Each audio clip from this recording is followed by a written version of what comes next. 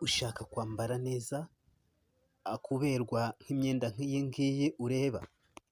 Twakuzaniye imyenda myiza cyane, imyenda wambara ukaberwa, wihitiyemo ugasa neza, ku giciro kiri hasi.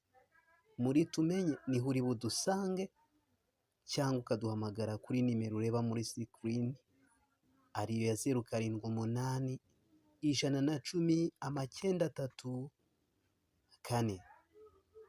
Tugufitiye imyenda myiza ku giciro cyo hasi, kandi namwe urangura cyangwa wifuza kujya gucuruza, turagufasha maze tuguhe imyenda myiza cyane. Muratugana kuri Tumenye, cyangwa mudusange kuri ofisi aho dukorera, maze tubambike neza.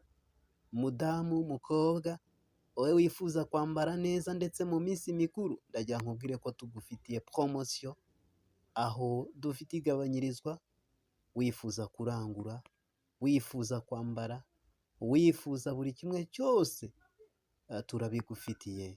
Ngaho tugane, ngaho dusange, maze wambare neza uberwe, maze use neza. Ni karibu.